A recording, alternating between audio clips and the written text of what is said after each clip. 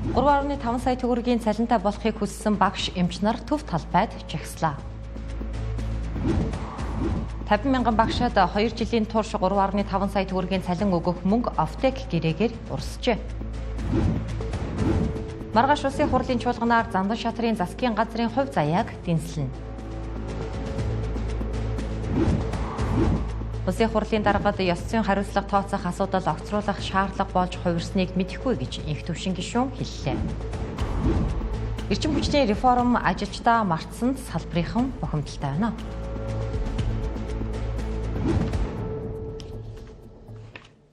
Оройн төргөө үзэгчдээ цаг 7:10 болсон байна. Тэнгэр телевиз 7:10 мэдээллийн хөтөлбөр эхэлж байна.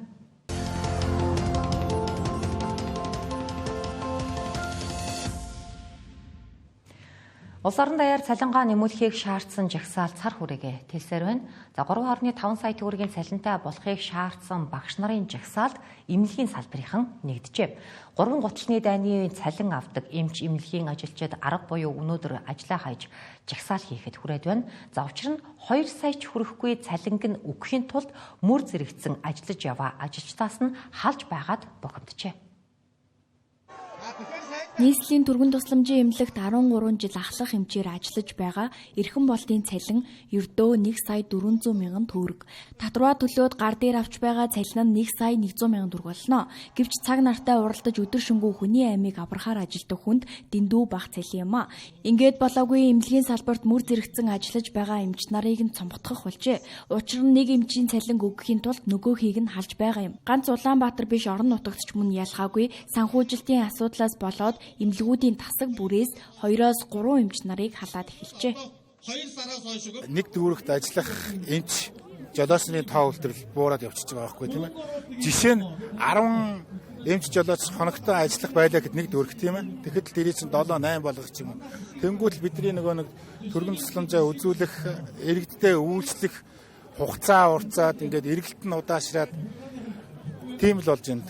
Эрүүл мэндийн тогтолцоо бол их олон юутай, суурьтай тийм ээ.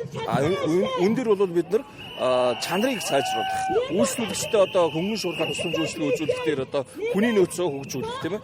Хүний нөөцийн хөгжил гэдэг чинь хамгийн эцэстээ юу болоод ирнэ вэ гэхээр цалин хөлс нэмэх асуудал бас орж ирээд байна шүү дээ. Миний авч байгаа цалин болохоор сая 500 мянган төгрөгийн цалин байгаа. Тэгээ өнөөдөр яг энэ жагсаалд оролцох болсон шалтгаан бол хамгийн ихний байдлаар бол ерөнхийдөө цалингаа нэмүүлэх, цаашдаа эрүүл мэндийн салбарт бол зөв шинжилгээг авчрах гэсэн агуулгатай ер нь жагсаалж байна. Үүсээс гадна одоо эмнэлэгт дараагийн том төлсөн юун зарцуулагддаг гэхээр ерөнхийдөө эм тариа зарцуулагддаг. Ялангуяа одоо манай эмзэн албанд болон тухайн одоо улсын эмнэлгүүд хэвшлэн эм ханга нийлүүлэх байгууллагууд маш их хэмжээний үүрэгтэй. Эргээгээд нөгөө өрөө төлөх чадваргүй учраас дараагийнхаа эм тариаг авах боломжгүй. Одоо багшлах одоо 2 сая 600 гэж яриад энэ худлаа шүү дээ. Яг бод амжилт дээр минийх бол одоо 954 байна. Энд чинь нөө эмнэлгийн арын албаны ажилтнууд одоо тийм түүгийн 1 гэж явж байгаа. Түүх. Тэгэхээр энэ дээр бас нэмэлт өөрчлөлт оруулах хэрэгтэй байхгүй юу? Эмнэлгийн хангалтж үйлчлэл үнэхээр байхгүй. Одоо сүүлд манай хавцаа цалингаа тавьж чадахгүй. Хоёр бүүн нийгэм надад төлөөгүй. Бараг жил болж байна. Ийм бүхэн асууж одоо бүх юм асгаж байгаа байхгүй. Эрүүл мэндийн салбар маш хүнд байдалд орсон талаар эмч нар учирлаж байлаа. Илүү цагаар ажилласан урамшуулсан жолгохтой байгаа дуджээ. Урамшуулал битгий хэл шимтгэл хасагдаад сая төгрөгч хүрэхгүй цалин авдаг. Гүйцэтгэлийн санхүүжилтаас болоод цалин хөлс эмнэлгийн эм хэрэгсэл тасалдах гээд олон асуудлууд тулгарч байна. Дүүргийн эмнэлгүүдэд наад захын тусал эм тариа хүртэл дууссан гэлээ. Өндөр ачаалттай ажилтдаг түргэн тусламжийн ажилчдын 50%-ийг нь цомготгосон байна. Эрүүл мэндийн салбарынхныг жагсахад хүргэсэн энэ асуудлын талаар эрүүл мэндийн сайд мэдээлэл өгсөн юм а. Өөртөө байгаа. Тэгвэл энэ асуудлыг одоо бид тооцоолын аргаар шийдэж өргөө болгох боломж байна. За мөн одоо 24 оноос 24 оны 25 оны гүйцэтгэлээс 300 тэрбум төгрөгийг төллөө гэдэг маань бараг 30% цалин нэмэх боломжийг цаашаа авсан байна гэсэн. За нөгөө талаас нэг чухал том алдаа юу байсан гэхлээр сая өнгөрсөн хугацаанд цалин нэмэх 40%-аар нэмэхдээ даатгалын сангийнхаа тоог нэмээгүй. Сувилагчаар ажиллах оюутны тоог нэмэгдүүлэхийн тулд үн төлбөргүй хөтөлбөрийг явуулдаг. Ингээд сургуулаа төгссөн оюутнууд цалинг голж ажлын байр дээр гарахгүйгээр гадагшаа явах нь олширсан байна. Тиймээс эмнэлгийн салбарын ажилчид цалинг нь 3 сая 500 мянган төгрөг болгон нэмэгдүүлэх хүртэл жагсан гэлээ. Зөвхөн багш, эмч нарч бус эрчим хүчний салбарынхан хүртэл цалингаа агуулж байна. Сарын 1.6 сая төгрөгийн цалинтай хэрнээ аль хэдийн ашиглалтын хугацаа дуусчихсан тоног төхөөрөмжийг ажилуулж эрсдэл өндөр нөхцөлд өдөр хоногийг өнгөрүүлж байгаа тухайга хэлж байгаа юм а. Эрчим хүчний реформыг эхлүүлнэ гэсэн шийдвэр гаргагчид хүнээ мартсан шинжилэл хийж байгааг сануулахын тулд Монголын үйлдвэрчний эвлэлийн соёлын төв Ордонд нийтээрээ хурамжууллаа. Эрчим хүчний шинжилэл хийн гэсэн төр засгийн бодлого ажилчдын дунд халаас илгээ хийх намын ажил болсон гэж Эрдэнэт булганы цахилгаан станцад ажилладаг залуу хэллээ. Бүрч болоогүй төсвийн хэмнэлтээр тоног төхөөрөмж сайжруулах зардлыг нь хүртэл таньдаг болжээ. Ийм нөхцөлд ажилуулдаг хэрнээ сардаа 1 сая 600 мянган төгрөгийн цалин өгдөг. Үүнийг төвчгээ болсон залуус эхнээсээ өндөр цалинтай уул уурхайн салбарт ажиллахаар ажлаасаа гараад эхэлжээ. За дээр нь компани мөрдөж эрчим хүчний салбарын хөдөө орон нутагт ажиллаж байгаа нийт ажилчдын тулгамдж байгаа асуудал бол энэ дөрөнд мэргэжилтэй боловсон хүчин цалин нийгмийн асуудлын талаар хамгийн дөрөнд тулгамдж байгаа асуудлууд эднэр байгаа. Одоо эрчим хүчний салбарт бол улс төрийн хамаарал бүхий удирдлагууд, томилгоонууд маш их байна. Тэрийгэ дагаад томилгоон мөн адилхан тэрийгэ дагаад доороос шатан дамуу адилхан инженер техник ажилтнуудыг бол маш их хөдөлгөж байна. Доктортой суурьшилтай ажиллах тийм байдлыг бол хангах нөхцөлийг маш их алдагдуулж байгаа. Дөнгөж ажилд орсон залуус битгийхэл насаараа энэ салбарт ажилласан хүмүүс нь цалин урамшуултайгаа нийлээд 2 сая 900 мянган төгрөгийг л авч байна. Гэтэл хэмнэлтийн журмаар нэмэлт цалин урамшуулсан ч олгохдгоо болжээ. Илэгдэж хуужирсан тоног төхөөрөмж дунд амь насаа золиослон байж ажиллаж байгаа олон хүмүүс энд байна. За олон улс гэх юм бол одоо Германд, Оросын холбооны улс тэгээд бид ижил төстэй хятад ч гэдэг юм ингээд орнуудад бид нэр харах юм бол бусад салбараас эрчим хүчний салбар нь өөрөө 2 дахин одоо өндөр цалин авдаг. Энэ өөрөө хөдөлмөрийн нөхцөл маш хүнд салбар. Нийт ажилтнуудын 80% нь хүнд нөхцөлд ажилладаг. Хортой нөхцөлд ажилладаг. Хэдэн шинэ станц барингээд хүмүүн капитал болсон ажиллах хүчээ ор тос мартсан салбарынхан бухимдцгааж байна. Энэ салбарт бүхэл шилдэг инженерүүд ажиллах учиртай. Гэвч цалин ажиллах орчныг нь голсон залуус тэмүүлэх нь битгийхэл бүр дайжиж байна. Одоогийн нөхцөлд тэтгэвртэй гарах төгсөн ахмад ажилчид энэ салбарыг нуруунд дээр авч яваа тухай учирлаж байлаа. Ийхүү арга ятсан багш эмч нар ажлаа хаян байж төв талбай цементэн дээр өдөржингөө сууж өнжлөө. Хамгийн харамсалтай нь тэдний цалин 3.5 сая төгрөг болгох боломж Монгол Улсын засгийн газарт байсанд хамаг учир байна. Төсөв хөрөнгөний авдар дээр суусан сайд нар цалин нэмэх болохоор хуулиар хориглосон гэд амыг нь таглаждаг. За гэтэл нууц гэх нэрэнд одоо нуугдсан тоонууд 50 мянган багш төдийгүй эрүүл мэндийн салбарт ажиллаж байгаа 63 мянган хүний цалинг нэмэгдүүлэхэд хангалттай хэмжээний боломж байсад нь өчигдөр ил болсон аптекийн гэрээгээр нотлогдлоо. За хамаг нүүрсний гэрээг хамсан Бод Группт 2021-с 2022 онд нийт 8 сая 202 мянган тонн нүүрсийг гаргаад амжжээ. За нүүрсний үнийг тухайн үеийн дундаж ханшаар буюу 1 тонн нүүрсийг 200 Америк доллараар тооцохдол 1.6 тэрбум Америк доллар болно. За үүнийг төгрөгт шилжүүлбэл 5 их 80 төгрөг гэсэн үг. Энэ мөнгөний талаар буюу 2.5 их 80 төгрөгөөр юу хийж болох талаар тооцоолоход ийм үр дүнгууд гарч байгаа юм а. За тодруулах юм бол 50 мянган багшид 2 жилийн туршид сар бүр 3.5 сая төгрөгийн цалин олгоно. 50 сая төгрөгийн үнэтэй машиныг 50 мянган хүнд авч өгнө. 12500 залуу гэр бүлд 200 сая төгрөгийн үнэтэй байрыг авч өгнө. За нэг бүр нь 2.5 тэрбум төгрөгийн өртөгтэй 1000 сургууль барих боломжтой. За тэр бүхэл 450 мегаваттын хүчин чадалтай 5-7 цахилгаан станцыг бүрэн бүтэн барих хэмжээний их мөнгө гэж ойлгож болох юм а. Ийм алдагдaltaй гэрээнд нэр холбогцтыг дурдвал ган хуйг Амундра 2019 онд нүүрсний тоон тутмыг нь 60 Америк доллар байхаар тооцоолж нийт 682 сая Америк долларын төлбөрийг нүүрсээр хийхээр тохиролцож байсан. байсан маш нууц гэрээг ил болгоод байгаа юм а. За Ган хоёуг бол тухайн үед Эрдэнэс тавталгаа компани гүйцэтгэх захирал, за харин Амундранд Bed International компани гүйцэтгэх захирлаар ажиллаж байсан юм а. Ингээд нүүрс худалдсан мөнгөөр тавталгаа гашуун сугаат чиглэлийн төмөр замыг барих байсан. Энэ ажлын гүйцэтгэгч нь Bed International, өөрөөр хэлбэл төмөр замын суурь бүтцийн бүтээн байгуулалтын ажлын зураг төсөл худалдан авалт, барилга угсралтын ажлыг хийж гүйцэтгэхийн тулд 1 тэрбум 68 сая Америк долларын техник эдийн засгийн үндэслэлийг хийх гэрээ байгуулсан. За удалгүй энэ мөнгөн дүн дээр нэмж 213 мянган сая Америк долларыг өгөхөөр гэрээнд өөрчлөлт оруулсан байдаг. За өөрөөр хэлбэл 4 их дая төгрөгийг авсан Bed International компани бүтээн байгуулалтын эцсийн үр дүн нь мухар төмөр замын бүтээн байгуулалт юм а. За нээлттэй барьсан нууцлалтай нүүрсний 36 гэрээнээс нэгийг нь авч үзье. Тухайлах юм бол 2022 оны 2 сарын 11-нд үзгэлсэн 500 мянган тонн нүүрсний гэрээ. За энэ гэрээнд Эрдэнэс тавталгаа Bed International компаниас гадна Уратын дунд хошуу Хуйбийн худалдаа гэх компани гэрээ байгуулжээ. За энэ гэрээний дагуу нийлүүлэх коксчих нүүрсний хэмжээ нь 500 мянган тонн. Худалдан авагч тал буюу хятадын тал 400 мянган тонн нүүрсийг гашуус ухаад ганц мод бомтоор, харин үлдсэн 100 мянган тонн нүүрсийг замын үед 90 бомтоор тус экспортлохоор гэрээнд тусгасан байдаг. Ингэхдээ тавталгаа болон хятадын тал хооронд 2019 оны 11-р сарын 12-ны өдөр байгуулсан Эрдэнэс тавталгаа 219 784 дугаартай нүүрс нийлүүлэх гэрээний дагуу гашуус ухаад ганц мод бомтоор экспортлох тохиолдолд 1 тонн тутамд 130-188 Америк доллар, харин замын үед 90 бомтоор экспортлох тохиолдолд 1 тонн тутамд 132-114 Америк доллараар худалдаалахаар тусгажээ. За гэвч энэ гэрээг үзэглэх үед буюу 2022 оны 2 дугаар сард ашигт болтбол газрын төсний сайт дээр тавигдсан мэдээллээр коксчих нүүрс 329 Америк доллар байлаа. За дундажлаад үзэгдэл 240 Америк доллар байсан. За гэвч энэ үнээс дараа 100 Америк долларын бага үнээр гэрээсэн нь энд харагдаж байгаа юм а. Өчигдөр засгийн газраас нууцад авсан аптек гэрээнүүдийг ил болгох шийдвэрийг гаргасан бол улсын хурал дээр нүүрсний гэрээг хянан шалгах төр хороо байгуулах нөхцөл бүрдлээ. За тодорхойлбол улсын хурлын гишүүн Баярмаа Ганбатнаар нүүрсний гэрээг хянан шалгах төр хороо байгуулах санаачлагыг гаргасан. Тэдний энэ санаачлагыг улсын хурлын гишүүдийн 4/1-ээс дээш хувь нь дэмжсэн байгаа юм а. Ингэснээр энэ ондоо багтаан нүүрстэй холбоотой гэрээнүүдээр нээлттэй сонсгол явуулна гэлээ. 3-ыг зогцоорно гэж байгаа шүү дээ манай энэ гэрээ чинь.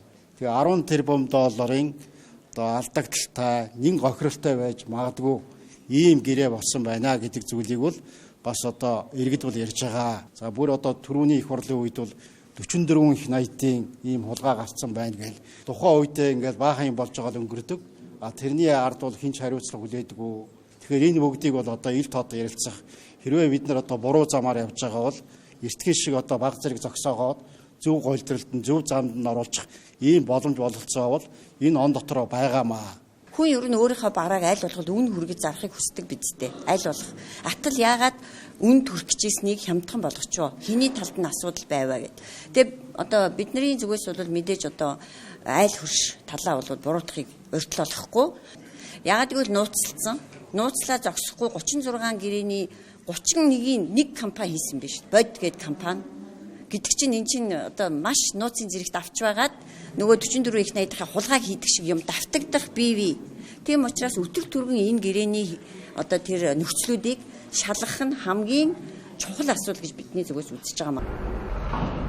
Бүх гэрээ хилэлцээрүүдтэй танилцаж холбогдох шинжээч нартай хамтран ажиллах боломжтой болж байгааг хэлж байлаа. Одоо 36 гэрээ ил болсон ч харьбины гэрээ хилэлцээр хараахан ил болоог байгаа. Одоогийн байдлаар засгийн газраас чиглэл өгсөн гихч Эрдэнэс тавталгаа официт компани сайттай албан ёсоор байршууллаа байна. За шинэ тутам байгуулсан гэрээ учраас яаралтай зас салруулах шаардлагатай гэлээ. За түүнчлэн ерөнхий сайд асан оюун эрдэнэ улсын хурлын гишүүнийхээ хувьар ухаан одог ордын асуудлаар төр хороо байгуулах хүсэлтийг улсын хурлын даргад өгсөн байх магадaltaй гэлээ. Зэм давхцаж төр ороо байгуулах санаачлаг гаргахын оронд хоорондоо хамтран ажиллах нь зүйтэй гэдгийг хэлж байлаа.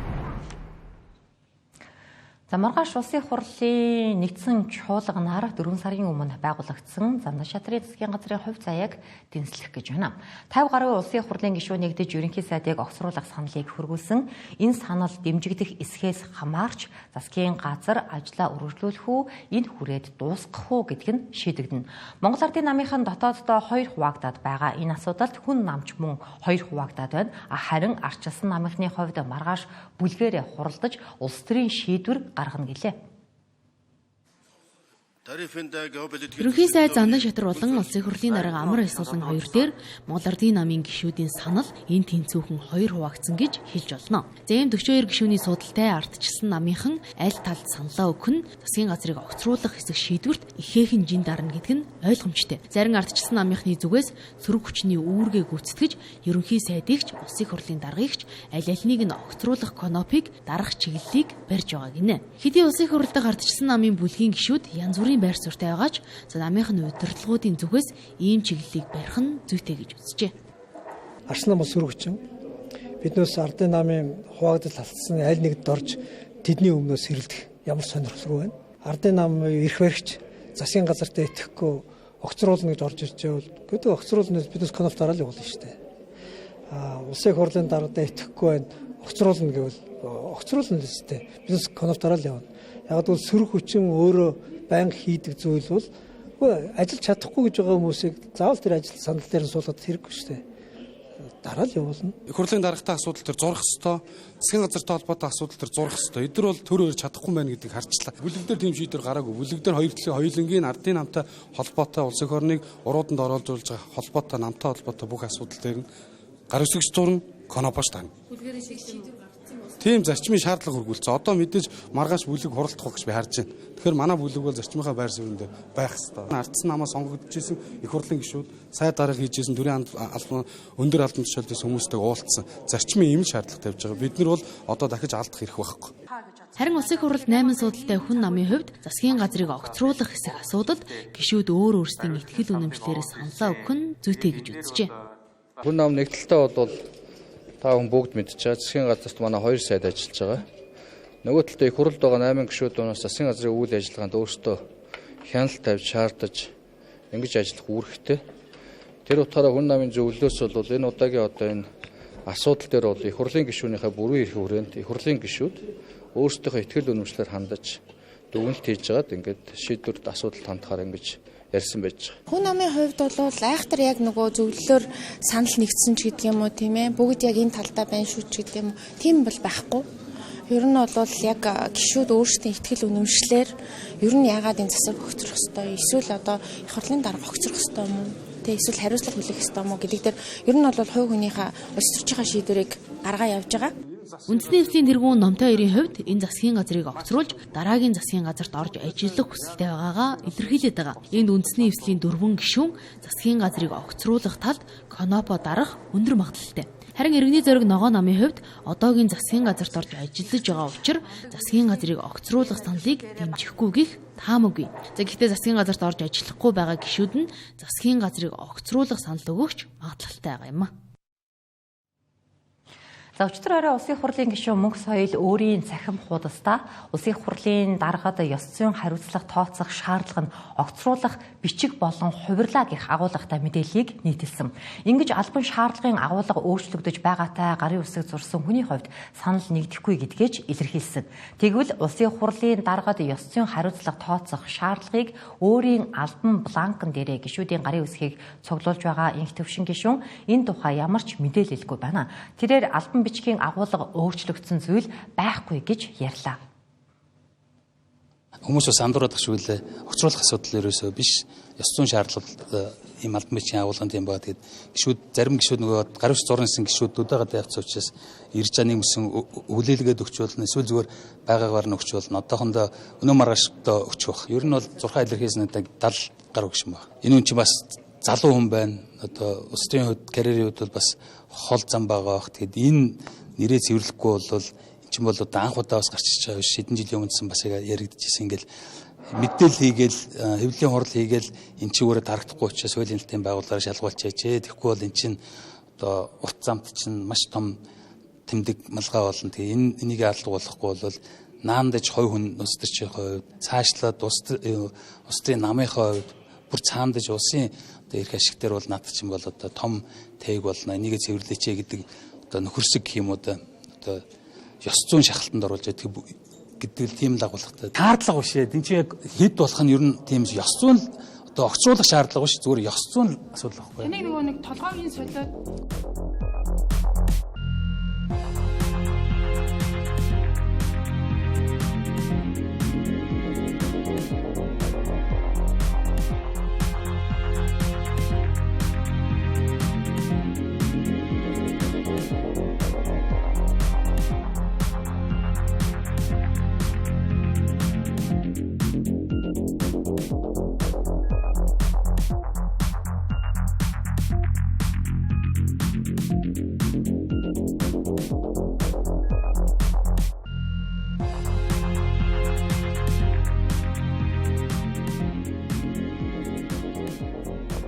Тэнгэртээс 7 мэдээллийн хөтөлбөр үргэлжилж байна. Шүүх байгууллагын хараат бус байдал шүүгчдийн шударга шийдвэрт олон нийт эргэлзээр ирсэн. За нийгмийг цочроосон олон чиргүүд дээр шүүх байгууллага олон нийтийн санаа бодлын эсрэг шийдвэрүүдийг гаргаж байсан тохиолдлууд цөөнгүй бий. Энэ болгонд нь иргэд захин орчинд эсэргүүцэл бухимдлаа илэрхийлдэг. За харин шүүх байгууллагын зүгээс олон нийтэд таалагдах шийдвэрийг биш тухайн хэрэгтэн тохирсон шийдвэрийг л гаргадаг гэж тайлбарлаж байгаа юм а. Угаасаа ч шүүхийн шийдвэр олон нийтэд таалагдах албагүй, харин гагцхүү. Ийм учраас тийм үндслэлээр энэ шийдвэрийг гаргалаа гэдгээ нийтэд нээлттэй мэдээлж энгийнээр тайлбарлаж ойлгуулах нь чухал гэдгийг албаны хүн хэлж байлаа. Шүүх гаргасан шийдвэрээ маш тодорхой иргэдэд ойлгомжтой тайлбарладаг. Энэ нээлттэй байх. Энэ чиглэл рүү л явж байгаа. Түүнээс биш тэр цахим орчинд инглээ те. За эсвэл хэн нэгэн албан тушаалтан олон нийтэд таалагдахгүй шүүх бол шийдвэр гаргах ямар ч боломжгүй. Бид энэ бүгдийг даван тулахын тулд яг гаргасан шийдвэрийнхээ үндслийг шүүгчнэр олон нийтэд таймаа бич тайлбарладаг тийм. Энэ систем рүү ороод бас тодорхой хэмжээнд хугацаа өнгөрлөө. Цаашид одоо энэ процессын тайм, шүүхийн шийдвэрийн хураангуй тийм олон нийтийг мэдээлэлээр хангах энэ чиглэлээр бол тодорхой ажлууд бол төлөвлөгдөд хэрэгжээд байна. Шүүх байгууллага гаргасан шийдвэрээ үндэслэлтийн дэлгэрэнгүй тайлбарлаж мэдээснээр шүүхийн нээлттэй ил тод байдал нэмэгдэж шүүхүүд итгэх иргэдийн итгэлч мөн дагаад нэмэгдэнэ гэдгийг хэлж байлаа. За нөгөө тэгүүр шүүгчдийн хараат бус байдлыг хангах шаардлага үнэхээр бий юу гэвэл мэдээж бий. За өнгөрсөн 4 жилийн хугацаанд л гэхэд шүүгчдээс нийтдээ 46 орчим мэдээллийг шүүхийн ерөнхий зөвлөлд ирүүлсэн байна. За эдгээрийг судлаад үзвэл хэргийн оролцогч шүүхийн шийдвэр гаргахаас өмнө урьдчилж буруу мэдээлэл олон нийтэд тараах, за шүүгчийг занал хийлэх тохиолдлууд байна. За энд ирэх бүхий байгууллагаас нөлөөлөхийг оролцсон этгээдүүдэд торгох болон бусад ял шийтгэлийг оногдуулсан гэдгийг хэлж байлаа. За энэ мэд шүүгчдийн хараат бус байдлыг хангах үүрэг хүлээсэн байгууллага нь шүүхийн ерөнхий зөвлөл юм. За маргааш шүүхийн ерөнхий зөвлөл шүүгч гишүүдээ шалгаруулах юм байна. Нэр дэвшигчид гол юун дээр анхаарч өөрийгөө дэвшүүлдэг вэ гэхээр өөрийгөө шүүхийн тогтолцоо, шүүхийн захиргааны байгууллага, шүүхийн бие даасан байдал, хараат бус байдлыг бэхжүүлэхэд оруулах хувь нэмэр үндслээ бичин өөрийнхөө туршлага, мэргэжлийн үйл ажиллагааны танилцуулгыг гаргадаг. Тэгээд шүүгч нар тэр материалтай танилцаад чуулганыхаа үеэр нууц санал хураалтаар сонгох учиртай маргааш санал хураалт болно. Давзаалдах шатны шүүхийн төлөөлөл 2 байдаг. За энэ 2 гишүүнд бол 6 нэр дэвшигч өөрсдөө нэрээ дэвшүүлсэн байна. Анхан шатны шүүхийн төлөөлөл бас 2 байна. 8 нэр дэвшигч нэрээ дэвшүүлээд материалаа ирүүлээд бүртгэгдсэн байгаа. Шүүхийн ерөнхий зөвлөлийн бүрэлдэхүүнд орох шүүгч гишүүн нь шүүгчээр 10-аас доошгүй жил ажилласан цахилгын шийтгэлгүй байна гэсэн шалгуурыг хангасан байх ёстой гэлээ. За энэ шалгуурыг хангасан нийт 15 шүүгч нэрээ дэвшүүлээд байгаа гэлээ. За энэ хүмүүс зүгээр нэг албан тушаалтнууд биш. За шүүх байгууллагын төсөв, шүүгчийн хараат бус байдал, цалин хөлс, аюулгүй байдал зэргийг хамгаалж ажиллах чухал хүмүүс юм а. За эндэж бүх шатны шүүхийн нийт шүүгчээс бүрдсэн чуулганаар шүүхийн ерөнхий зөвлөлийн шүүгч гишүүдийг сонгодог байна. Засгийн газраас 14 мега төсөл хэрэгжүүлнэ. Харин Улаанбаатар хот 24 мега төслийг хийхээ зарласан. Засгийн газар болон нийслэлээс хэрэгжүүлэх мега төслүүдээс 10-аад нь аль хэдийнээс гараанаасаа гарчихсан хэрэгжиж байгаа. Гэтэл энэ төслүүд нь яг ямар шатанд яваан тодорхой бус байгааг хөндлөнгийн эдийн засагч судлаачид шүүмжиллээ. Засгийн газрын болон нийслэлийн ердөө нэг төслүүд жил бүрийн тайлангаа ил тод нээлттэй байршуулсан байна. За бусад төслүүдийн тухайд ямар нэгэн вебсайт мэдээлэл авч болох үз их сурвалж байхгүй байгаамаа. Санхүүжилтэнч тодорхойгүй тийзүү судалгаанд хийгдээгүй ингээд байж ин. За засгийн газрын төслүүдийн хувьд бол их хурлын тогтоолоор бол нэлээд батлагдчихсан төслүүд байгаа. Нийслэлийн хувьд манай судлаачдын зүгээс харахад бол яг тодорхой баталсан хууль хэрэгцээ баримт чиг байхгүй байна гэдэг чинь. Тэгэхээр энэ төслүүд маань өөрөө нөгөө төлөвлөлтийн шаардлагыг хангаж явж ээж цаашдаа нөгөө авилгын эрсдэлтэй тэгээ мөн зарим төсөл нь төсвийн өрөнгөөс санхүүж байгаа төсвийн үр ашгийг нэмэгдүүлэхэд бол маш хэрэгтэй байгаа. Засгийн газрын 14 нийслэлийн 24 мега төслийн нийт төсөв төртөгээд нэмэхээр засгийн газар дээр нэг 37 их найд, нийслэл дээр 55 орчим их найдын төсөв төртөхдөө ийм том төслүүдийг ярьж байгаа юм байна. За гэхдээ энэ мөнгө нь хаанаа гам бэ, хэн хэрэгжүүлэх юм бэ гэд үзэхээр засгийн газрын 14-өөс бол 5 төсөл дээр нь тодорхой их өсвөртэй тэрний шийдэгдсэн хэрэгжээ явж байгаа. үлдсэн өсөлтөөр нь буюу мөнгөн дүнгээр нь ярих юм бол 20 гаруй их найт төгрөгийн төсөв нь тодорхойгүй яаж хаанаас мөнгө харах юм бэ? Нийслэлийн 38% бол мөн 55 орчим их найт төгрөгийн төсөв төртөг ярьж байгаа боловч дахиад 10 төсөл дээр нь тодорхой их усруу тавигдсан зээл тусламж орчин бүх төслөөр хэрэгжүүлнэ гэж явж байгаа. Үлдсэн 14 дээр нь бас мөн төсөв их усруу нь тодорхойгүй ийм байдалтай байж байгаа. Одоо энэ мега төслөтэй холбоотой асуудлаар сүүлд бол хотын даргад бол Нямбатар даргад 17 төслийн асуудлаар 6 одоо жишээлбэл асуудал бүхий зөвлөмжийг хөргүүлсэн. За энд нь жишээ нь төслийн нэгжийн хүний нөөц дээр анхаараа. Төслийн нэгж дээр хүний нөөц дээр анхаарах гэж ямар асуудлууд үүсдэг вэхээр төслийн нэгж дээр ажиллаж байгаа албан хаагч маань тэр дотор инженер мэргэжилтэй хүмүүс алга. Яг тэр төслийг хэрэгжүүлэхтэй холбоотой хүрээлэн буй орчин болон байгаль орчин эсвэл одоо инженерийн чиглэлээр сурсан одоо хүмүүс дотмог байна. За яагаад дотмог байгаа юм гэхээр нөгөө батлагдсан төсөв цалин хангамжийг аваад үзэхээр 1.8-аас 2.5 сая төгрөгийн цалинтай болоод ирэхээр инженерүүд маань ийм бага цалинтай Монгол улсад ажилддаг. Одоо ойдлогоо ч юм уу эсвэл одоо томоохон уул уурхайн компаниуд 10-аас 15 сая төгрөгийн багтаа цалин өгөөд ажилчдаг шүү дээ. Тэгэхээр хүний нөөцийн дутагдaltaй байгаад байдаг. За манай улсад намуудын санхүүжилтийн талаарх мэдээлэл ил тод нээлттэй байдаггүй. Улс төрийн намууд хинээс хэдэн төгрөгийн хандив авч байгаа нь тодорхойгүй. Харин энэ асуудлыг цэгцлэх захим систем удахгүй гарах гэж байна. За ингэснээр банкны данс, орлого зарлагын гүйлгээг нэгтгэсэн захим хяналтын систем ажиллаж эхлэх юм. Шин системийн тусламжтайгаар улс төрийн намуудын хандив, төрөөс олгогдож байгаа санхүүжилт, зардлын тайлан зэрэг мэдээлэл нэг цонхоор хянагдах боломжтой болох нэ. Ингэснээр сонгуулийн ерөнхий хороо төрийн аудит төдийгүй иргэд хүртэл хяналт тавих нөхцөл нь сайжрангиллээ. Тухайн одоо нам өнгөрсөн жилийн хугацаанд хичнээн төгрөгийн хандив авчив. Эднээс до хуулийн этгээд хэдэн төгрөгийн хандив өгсөн, иргэн хэдийг өгсөн, татвар хэдийг авсан тий. За мөн одоо улс төрийн намын тухай хувьд одоо зааснаар энэ одоо төрийн санхүүжилт хэдэн төгрөгийг авчив, тэрийг одоо юунд зарцуулав те, энэ бүх мэдээллийг бол ил тод болгох, энэ захим системээр хэрхэн ажил тодох болох вэ гэдэг бол энэ ажлын даалгавар буюу одоо захим системийг хөгжүүлэлт хийх хүмүүст гол гарын авлага болох ийм зүйлийг бол бид нар өнөөдөр хийгээ явж байгаа. Дансны хуулгыг нэгтгэх санхүүгийн тайлангт нэгдсэн системд оруулахад тулгамддаг зүйл нь нам нэг аль бие усны данстай байх ёстой ч бодит байдал дээр зарим нам салбар дүүргийн нэгж бүр дээр тусдаа данс ажилуулдаг. Эдгээр дансны зарим нь төв намын тайланд бүртгэгддэггүй, аудитын шалгалтанд ордоггүй байна. Үүнээс болоод жилийн орлого зарлагын бодит хэмжээ тайлан алдаатай тодорхойлогддог гэлээ. Түүнчлэн намуудын дунд хандивын мөнгөө бэлнээр авах, банкны гүйлгээгээр дамжуулахгүй байх нь илбэг. Үүнээс шалтгаалan намын банкны хуулгад орлого бүрэн тусгагдахгүй, аудит шалгах боломж нь хязгаарлагддаг байна. Тэр олон данснаас аль нь хандив, тэр олон одоо гүйлгээс аль нь хандив, аль нь одоо татврын тий.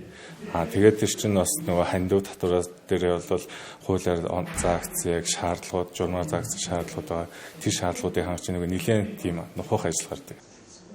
Улс төрийн намын тухай хуулийн дагуу намууд жил бүрийн санхүүгийн тайлангаа улсын дээд шүүх болон аудитын байгууллагууд хүргүүлэх, мөн олон нийтэд ил тод мэдээлэх үүрэгтэй. Гэхдээ иргэдийн дунд төдийлөн ил тод нээлттэй байдаггүй. Одоо харин цахим систем ажиллаж эхэлснээр намуудын хандивын мэдээлэл, улсаас хэдэн төгрөгийн санхүүжилт авсан зэрэг мэдээлэл ил тод болох нэ. Энэ цахим систем сарын сүүлээр олон нийтэд танилцуулагдах юм байна.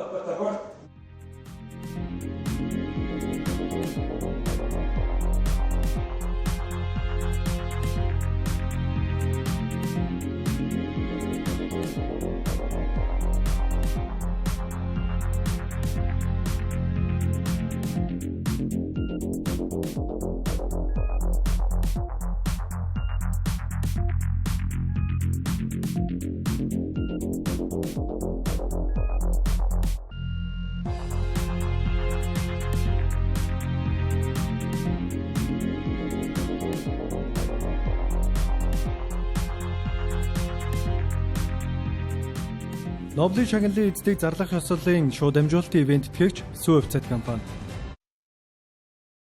Новлын шагналын эздийг зарлах ёслолын шууд дамжуулалтын ивент тэтгэгч Ондоо брэнд.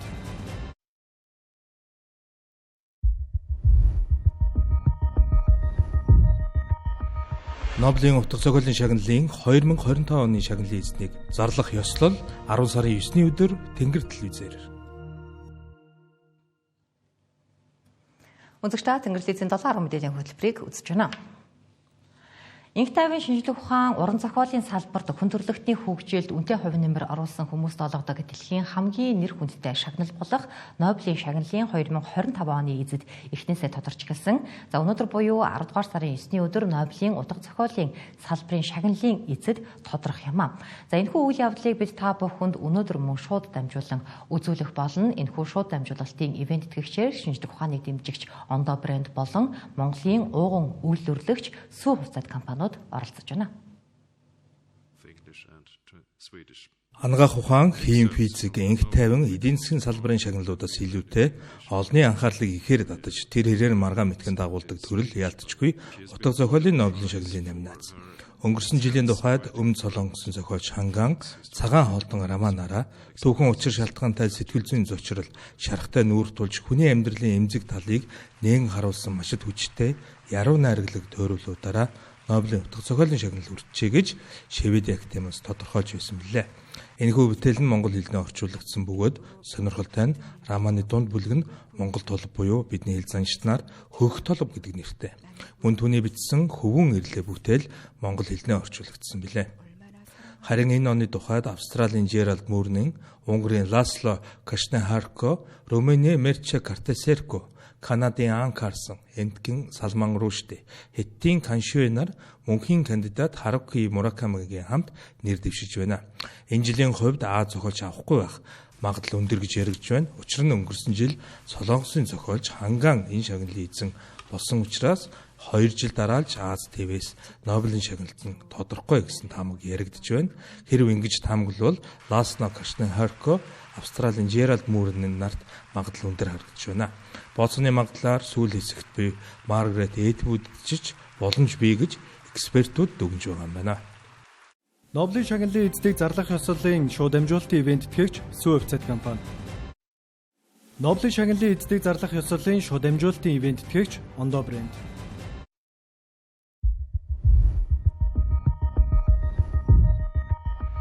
Нобелийн утга зохиолын шагналын 2025 оны шагналын эзнийг зарлах ёслол 10 сарын 9-ний өдөр Тэнгэр телевизээр. Мэдээ үргэлжилж байна.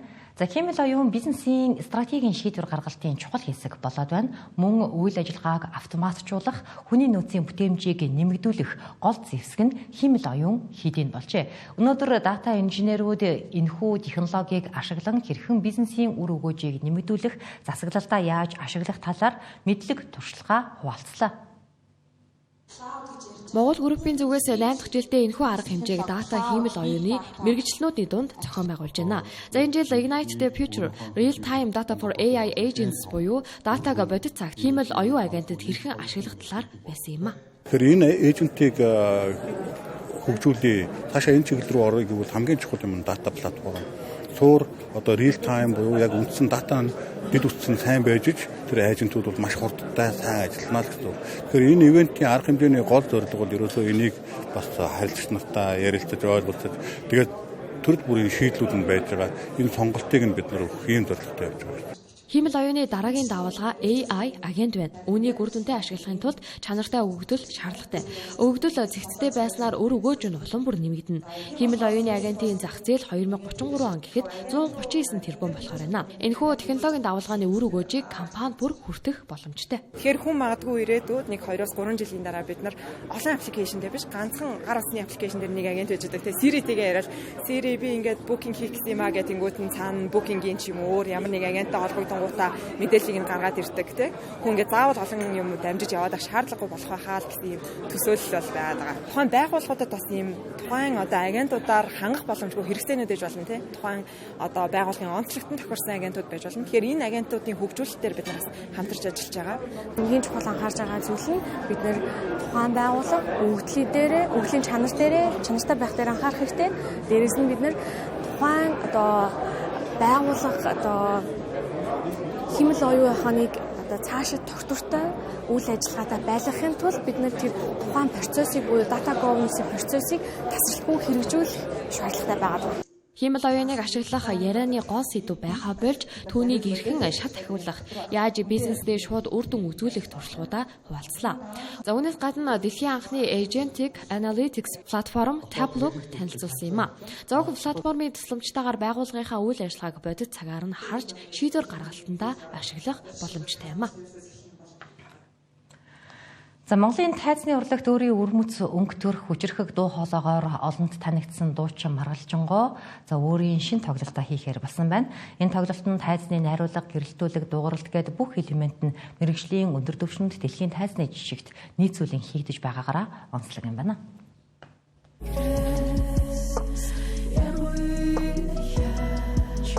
Амьд хөгжмийн бүрэлдэхүүнд Lucid Dream тоглолтод Маргалжингоогийн сэтгэл хоногшсон хийд дуунууд болон за өмнө нь олон нийтэд хүрээгүй шинэ уран бүтээлүүд хүрэх юм байна. За мөн залуу уран бүтээлчид оролцсон гэлээ. Тоглолтын агуулга, тайзны найруулга, гэрэлтүүлэг, дуугаралт гээд бүх элемент нь мэргэжлийн өндөр түвшинд дэлхийн тайзны жижигт нийцүүлэн бүтээгдэж байгаа юм байна. За Монгол дагуудаа туршиж буй шинэлэг тайзны засалт дуу дүрсний интеграц бүхий immersive буюу үзэгчдийг бүхэлдэн татан оролцуулдаг хэлбэртэй байх онцлогтой юм лээ. Найруулгын ажлууд болон тайз декорац тэгээд бас нөгөө ойрын чинь өөр айгүй олон ижидтэй юм байлээ. Тийм тэр орчиндөө айгүй олон сонирхолтой зүйлсүүд хийж болдог. Тэгээд бас надад нэг сонирхолтой юмсан нь энэ жилийн хамгийн сүүлийн бороо чиний тайзан дээр одоо сарна гэж бас хэлсэн тийм гих мэдчихлээ. Айгүй дууны одоо утга тэгээд уур амьсгалтай тэр vibe-тай холбогдуулсан айгүй сонирхолтой бас юм эстетиктэй тийм зүйл орчинд байгаа. Тоглолтын тайзны шийдэл нь уран зураг, гэрэл, дууны ослыг ашигласан уран сайхны найруулгатай хэмнэ. Тоглолтын ерөнхий найруулагчаар Монголын тайз дуу дүрсний уран бүтээлчдээс бүрдсэн Ори студиос мэргэжлийн баг ажиллах юм байна. За тоглолтын билетийг портал Цэгийн сайтаас авах боломжтой. Тэнгэрлээс 7 10 мэдээллийн хөтөлбөрөөр үзүүллээ. Өргөжлүүлэн хэдхэн хормын дараа гадаад мэдээ хүлээн авч үзээрэй.